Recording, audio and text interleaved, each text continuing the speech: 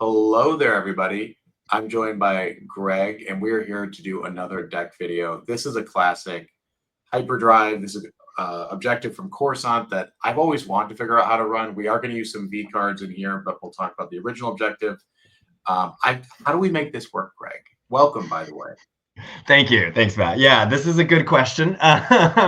This is a question I've been asking myself recently. I've always wanted to build a Hyperdrive deck, and I did recently, and so I've been playing it recently, and it's a fun deck. It's definitely like tricky to make work. So hopefully I can be convincing in the next 30 minutes here. We'll see. Deck list is in the video description, by the way, guys, for people that are curious and want to build this and tinker with it on their own. This is intended to be a soft intro to virtual cards. You know, there's some it's not an insane amount. So yeah, so this is I mean, the objective is Hyperdrive. The Hyperdrive generator is gone, right? The deck videos we've made many of them have included virtual cards.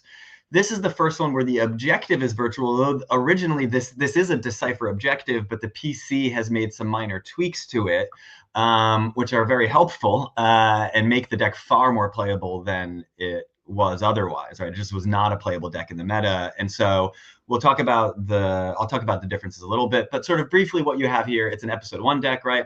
It's focused on Republic characters, episode 1 Jedi, and aliens, and it's like thematically focused on earning credits to fix the broken hyperdrive on the Queen's Royal Starship, right, which was damaged fleeing Naboo. And also thematically, especially in this V version of the objective, you're very much rewarded for playing Obi-Wan, Qui-Gon, Padme, Jar Jar. And your basic goal is to gain control over Watto's junkyard, and then via drains or battles there, you earn credit, which facilitates the flip, in which I guess like fixes the hyperdrive, and then it gives you some fun bonuses, including some new bonuses in space. So it's fun, it's thematic. Let's go through some of the details here. So the objective itself, the zero side, it lets you deploy a couple things. The Tatooine city outskirts, which is this 2-1 site, which has some really nice text on the light side. Once per game, you can deploy a Jedi there from reserve deck. So that's just like a really nice way to guarantee you can get out a Qui-Gon Jinn or a Mace Windu or someone like that. And then the other site is this 1-1 site, Watto's Junkyard. But while you occupy, your force generation is +2 there. So as long as you're occupying, that's actually a 3-1 site for you. Then the objective has some restrictions. You can't deploy cards with ability except for unique aliens, so no non-unique aliens, Republic characters, Republic starships, and episode 1 Jedi. So that is your character pool is limited in that way. You don't lose force from this ping. This is, well, let me skip that for now. But while the front side is up, you can take up an episode 1 system. The objective grants Maul immunity to attrition, although it then limits it if Maul is present with Qui-Gon. So this objective actually makes Maul stronger, but there's a sense in which that's also thematic. And then you flip this card if there are 4 or more cards beneath. Credits will do fine, and I'll talk about credits in a little bit. Just comparing the zero sides here, the basic difference is there's this ping that you are now not susceptible to from Agents of the Black Sun, right? Is the objective from Ref 2 that basically pings you if you don't have Luke down. But in this deck, you can't put Luke down. So the PC made this modification where you're now you don't have to suffer from that. The other difference is that you used to only be able to take up Coruscant or Tatooine, and now you can take up any episode 1 system, so it opens up what systems you can take up. Really important, though, is it used to be that you could not deploy that system before the flip. Now you can deploy that system before the flip.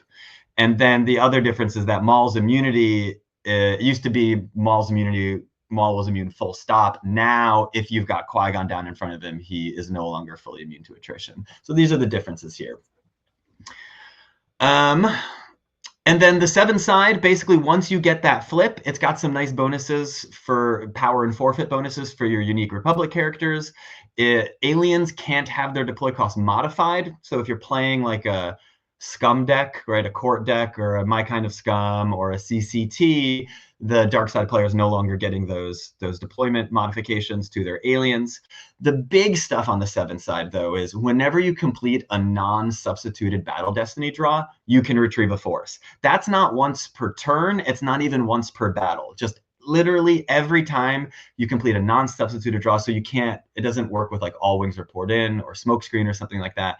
You can retrieve a force, and you can choose whether to take that force into hand or put it on your use pile, right? So if it's a high destiny interrupt you don't need anymore, put it on your use pile. If it's a low destiny character, get it out of your reserve deck, put it in your hand, and that's a super important card potentially for you to get back down on the table or throw away to a drain if you don't need it. During your opponent's turn, if Queen's Royal Starship at system, activate up to 2 force. So that gives you an extra 2 force a turn, which is not only very useful for force generation, but assuming you're playing defensive shields, once you flip, your opponent is going to play secret plans to make you pay for all that force retrieval. So getting 2 extra force a turn is really key for being able to pay for that retrieval. And then during your control phase, you ping your opponent for every battleground you occupy with Amidala or Jar Jar. This Padme from Tatooine is a really nice one to use because she's got some nice text that allows you to grab Qui-Gon or Obi-Wan from your reserve deck, which are 2 key cards for your deck. This Jar Jar from Tatooine, by the way, is also a pretty nice and annoying Jar Jar to use because he's got some nice text. But anyway, so you get these pings. And just looking quickly at the differences between the original one, the really basic difference here is small. It's that it used to be that the ping worked with senators, and now instead of senators, it's Amidala or Jar Jar, which I think is a really nice change as well, because these are just far more functional cards in your deck. That's the objective there, Matt. It's interesting because I feel like the senators thing, like it kind of loses its thematicness a little bit. Like it makes it way clunkier to like have some random senators you just can like plop down somewhere. Yeah, I agree. I think the PC did a nice job with changing that ping to Amidala or Jar Jar, who I think are far more thematically relevant to this deck, right? Yeah. Okay, what's early game look like here? Okay, so before we get to like the actual early game strategy, the one card I haven't talked about, which is, by the way, if you notice on the 0 side, it also lets you put out this card called Credits Will Do Fine. And that card is really the kind of like the main engine that drives how this deck works. Because, by the way, notice on the 0 side, you flip this card if there are 4 or more cards beneath credits. So you need that card, Credits Will Do Fine, to get the flip. What does credits do? By the way, this is a virtualized version of it as well, but the differences are so minor, I'm not even going to talk about them.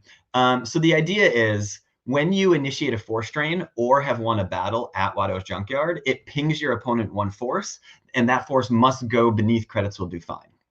So on its own, that's actually just nice as well. Every time you drain, every time you win a battle at the Junkyard, you're pinging your opponent an extra force. So on its own, that's kind of a cool mechanic. It's a cool text.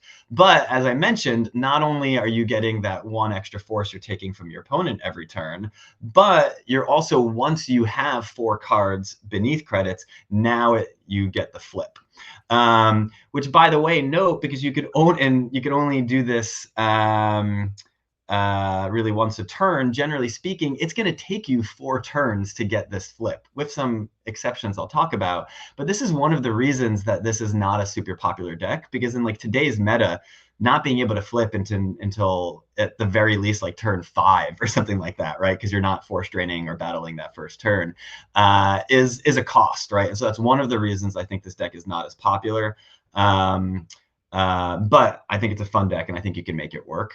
The other important engine of this deck is this V version of Obi-Wan Padawan learner from Tatooine, which, 1, deploys -2 on Tatooine, so he comes down pretty cheap, comes down for 4. Most importantly, if a card was just stacked on credits, you can take up a non-character card from your reserve deck. That's anything. That is starships, that's weapons, that's interrupts, that's effects. Every time that ping happens and a card gets stacked on credits, Obi-Wan lets you grab whatever you want from your deck, which is just a super, super, powerful thing to do. And so those are kind of these 3 important things. One last other effect that you should definitely start with your starting interrupt is We're Leaving, which if you look at the text here, it's got two important bits of text. One is that once per game, you can take the top card of your lost pile and stack it beneath credits will do fine. So that is, you play your starting interrupt to get your starting effects out. That card goes in your lost pile. You can now take that card and with We're Leaving, put it on credits, which means now you only need to get 3 pings from your opponent to do the flip, which means that instead of at earliest flipping turn 5, you can now flip at turn 4. Although a quick note about that, don't use that text until you get Obi-Wan on the table, because if you use that text before you get Obi-Wan on the table, then you don't get the bonus of being able to use Obi-Wan to grab a card from your reserve deck. So wait till Obi-Wan's on the table, then use We're Leaving to get your free lost pile card.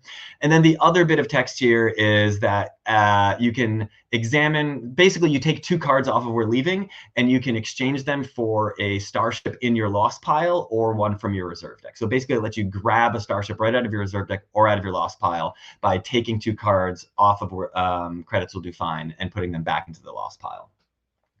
I mean, it could be your own lost pile. It could be your opponent's. So you could, you even had a starship, I guess you put under there. You could like put it in your own lost pile, then grab it. That is correct. You can throw away your own cards or your own starships knowing you'll get them back, which is actually pretty nice here. And the quick note about that, you pretty much almost never are going to want to use that text to grab a starship before you flipped, because to do that, you need to take 2 cards off of credits. And by taking 2 cards off of credits before you flip, it's now going to be 2 more turns before you can get that flip.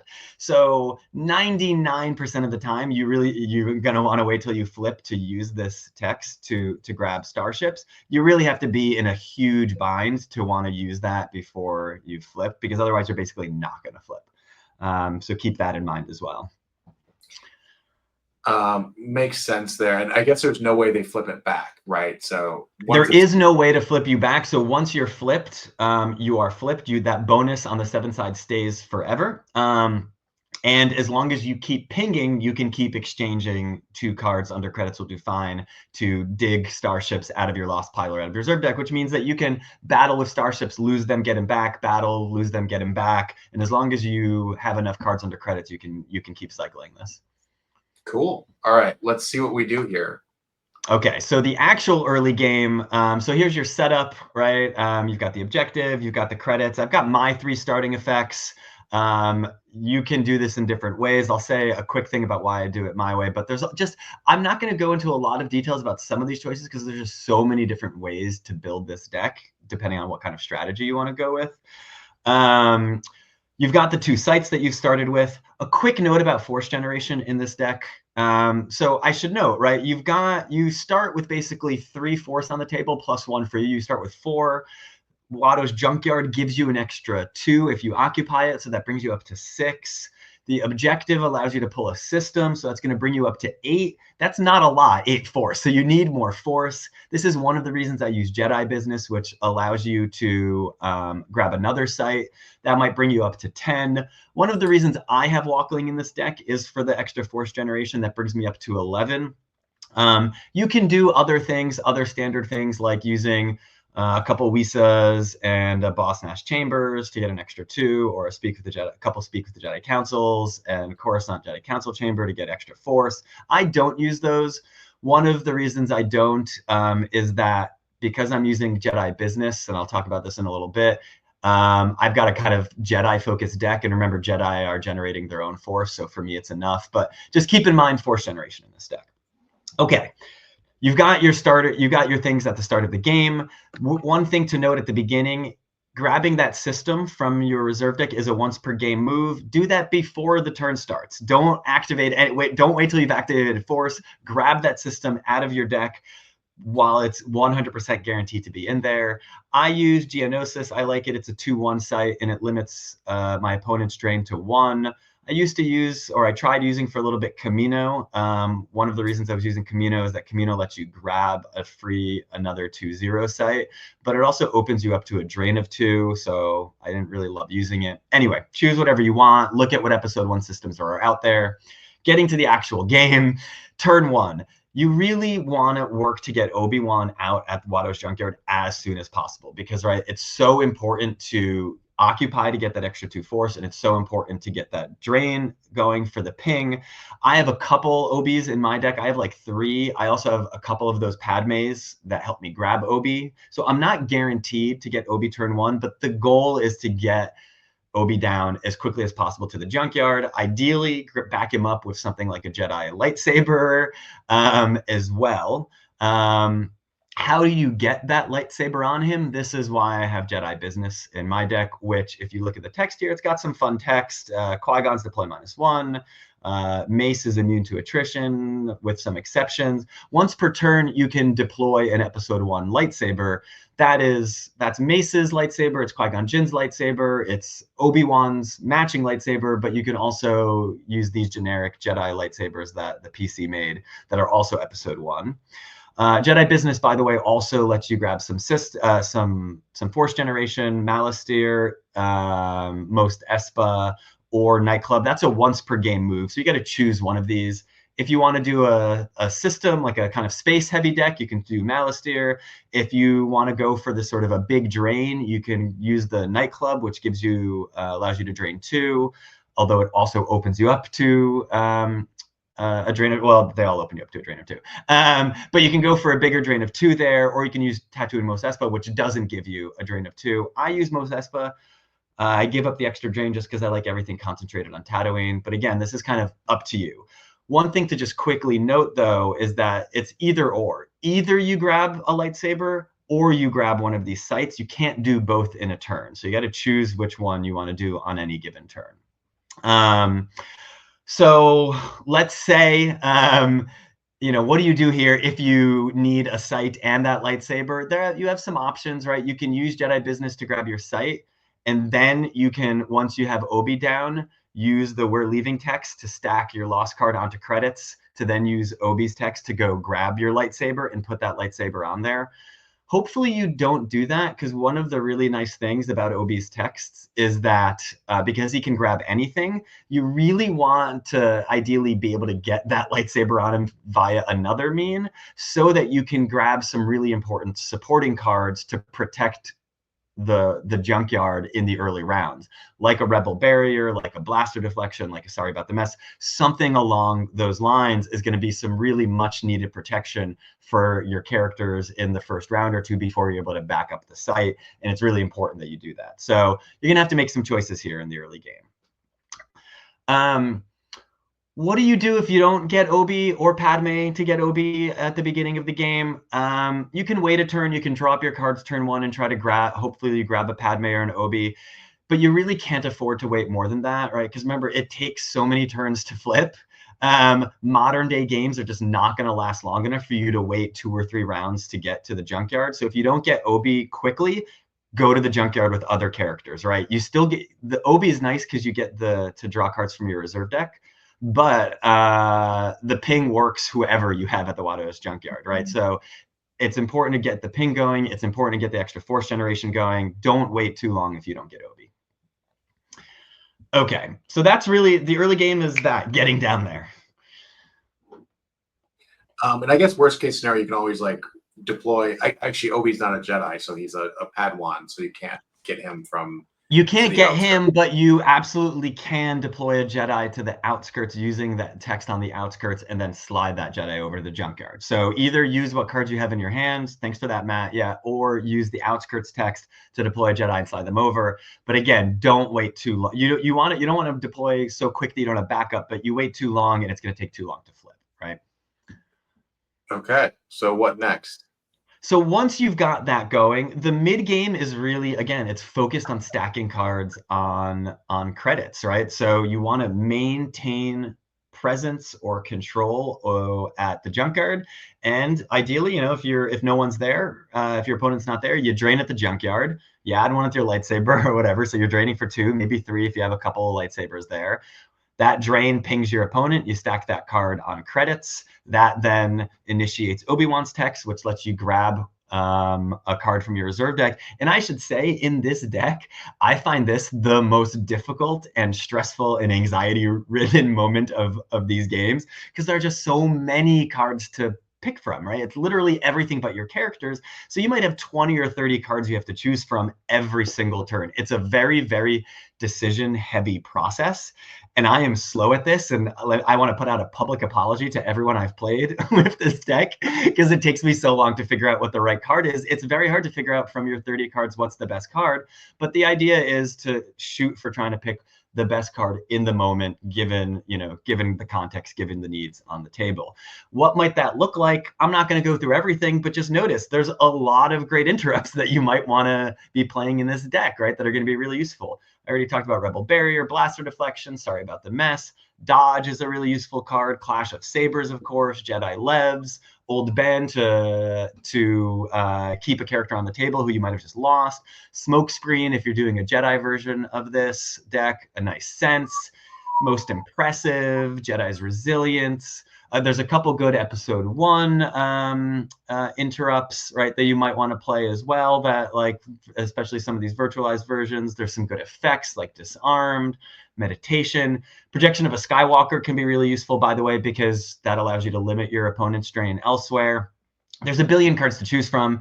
These are just some. I would advise people to take a look at CRG's primer on the PC forums. He's got a far more comprehensive list of the possible interrupts and effects you might use in this deck. Basically, each time you're draining, you're looking to grab the best card in the moment, and there's a lot to choose from. But that's your goal, is to maintain, get that drain. Or if your opponent doesn't want to, your opponent might come down because he doesn't want the drain, doesn't want the ping, then you want to make sure you have enough backup for Obi that you're winning the battles so that you can win a battle and get that ping as well. Sorry. No, it's good. I'm like, this is like a master class, and every time we do this, I learn a lot, so I really appreciate it, actually. So it helps think a little bit. I'm always learning as well. I am certainly, those who have played me know I'm not an expert. Okay, so interrupts and effects are nice, but okay, what else is this deck doing? What else do you do? This is why I say, like, I'm not going to go into a lot of specific details, because it really depends on what your opponent does, right? Do you need characters to go to your opponent and block drains or to mess up their strategy? Do you need characters at the junkyard to make sure you maintain presence there? Do you want to back up Obi? Do you want to set up drains elsewhere, right? Like, there's a lot of different strategies here. So how you do this is up to you. I use a character support package that's based on Jedi Business. So I'm using cards like Mace. I'm using cards like Master Qui-Gon. This V version is really nice, by the way, because if you have been pinged by your opponent, this Master Qui-Gon lets you either take up an episode 1 interrupt or stack a card from your hand onto credits. So, like, if you're playing a deck that's like pinging you with, like, You'll Be Dead or something like that, this Qui-Gon Jinn is really nice because that actually facilitates a slightly quicker flip for you. But there's other versions of Qui-Gon. There's other versions of Mace. There's Jedi like Plo Koon, Yoda, Aayla Secura. There's lots of options. My version is basically based on getting these Jedi and their lightsabers. I'm doing this like a mains and toys version. But you can do a clone version. The PC has made some really cool and nice looking clones, by the way. And so you can do a kind of version that has Rex, that has Oddball, Cody, Fives, generic clone troopers. And you can pair this with a starting effect like Security Control that has some nice bonuses that work with clones. This is up to you. There are some good utility characters you might want to use in this deck. Lando with Vibro-Ax is great on Tatooine. Anakin Skywalker, the Padawan version, is a pretty nice card. It's a Republic character, so he gets that bonus. Chewie with Bowcaster is just a great utility card. He can shoot down AT-ATs, right? This Ahsoka Tano, by the way, not the Jedi version, but this Padawan version is nice. Again, Republic character, has a built-in saber. Basically, think about some utility characters. How you go about the strategy is up to you, because really all you need to be thinking about is getting that ping at the junkyard, and everything else is how do you want to play. You can make a Wookiee version of this deck. I don't know if I think someone might have done that, right? But there's enough virtual Wookiee cards out there now that you can probably do a Wookiee version, and that might be fun.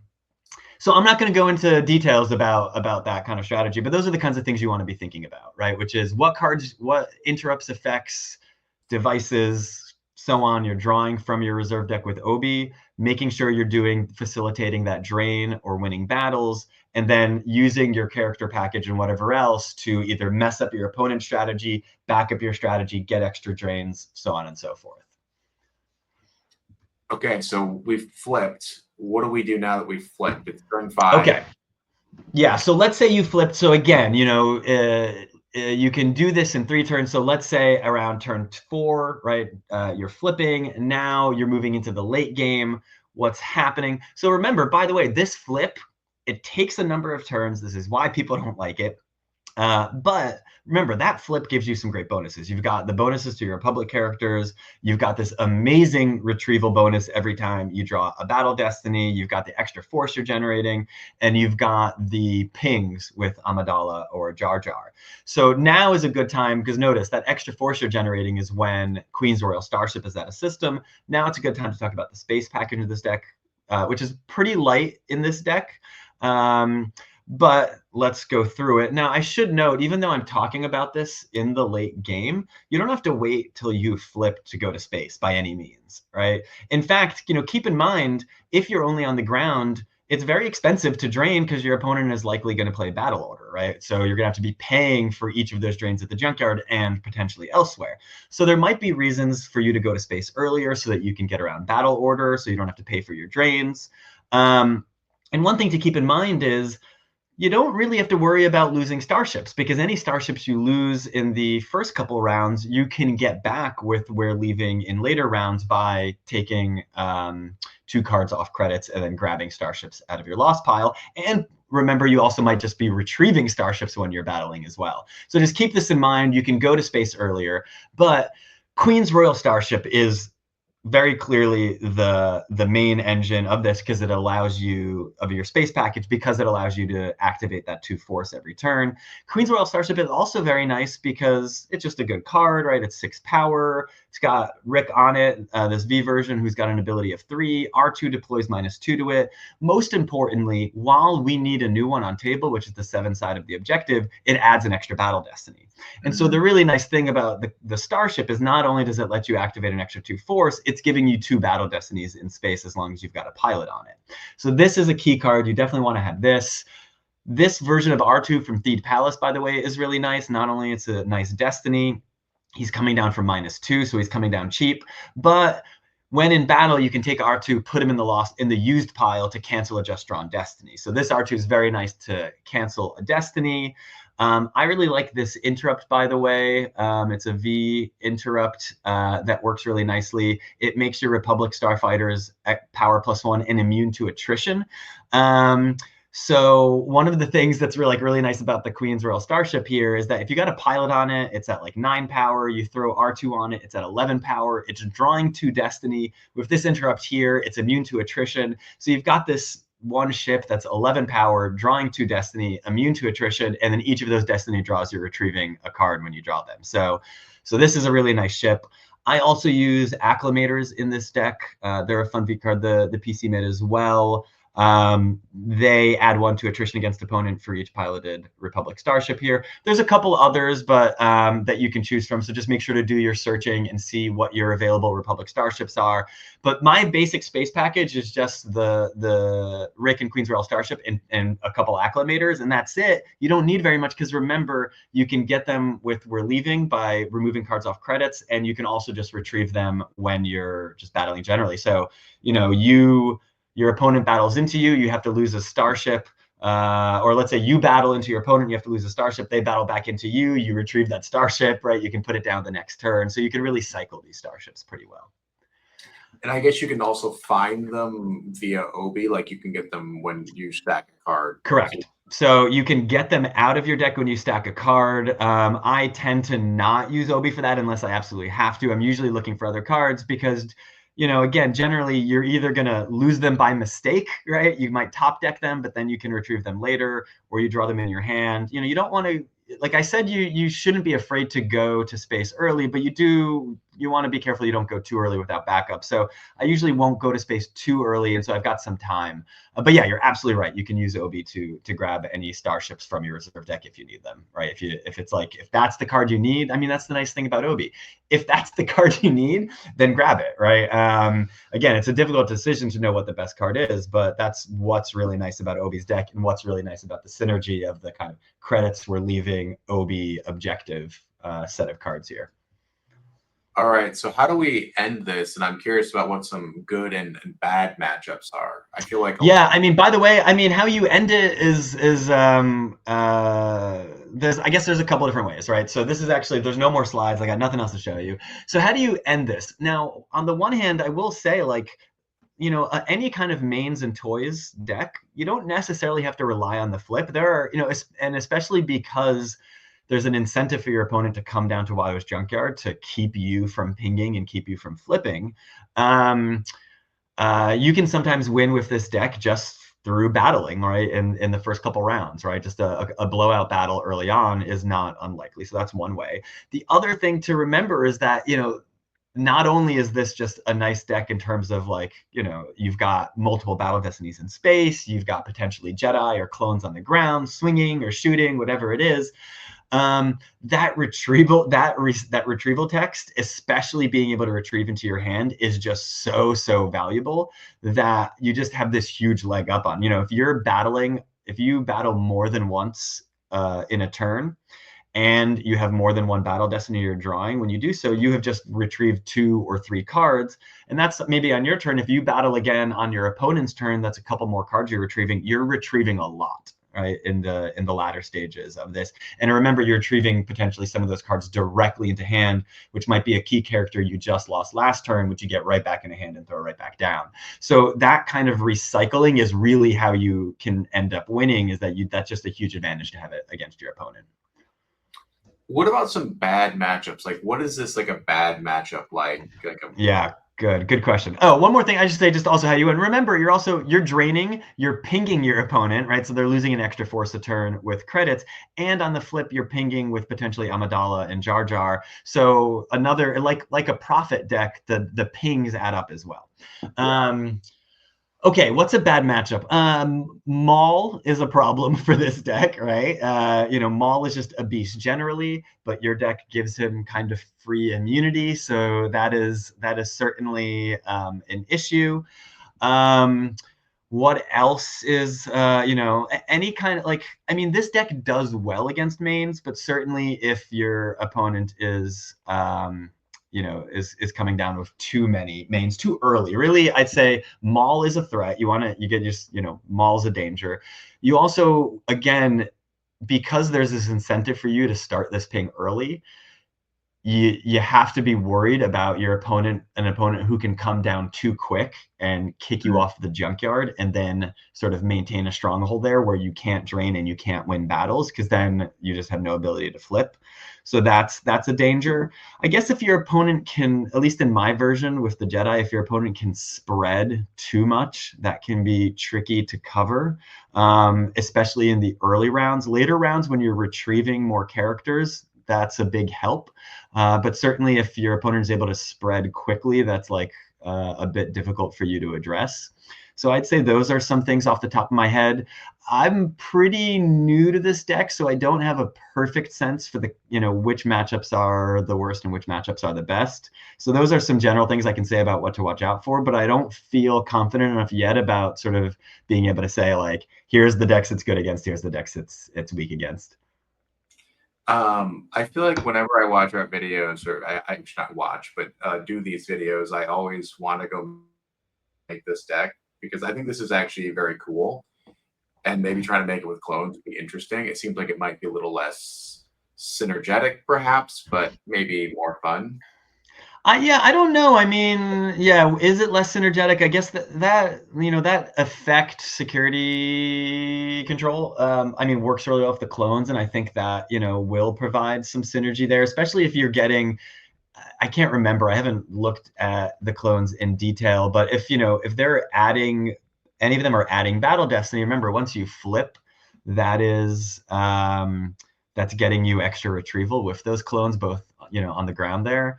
So the security control effect is nice. I think it lets you grab weapons, so you can get some weapons on these guys. So I think this would be a fun, yeah, I agree. I mean, this is why I built it. Like, it just seems like a really fun deck. I think the PC did a nice job with the objective modification to make it more playable.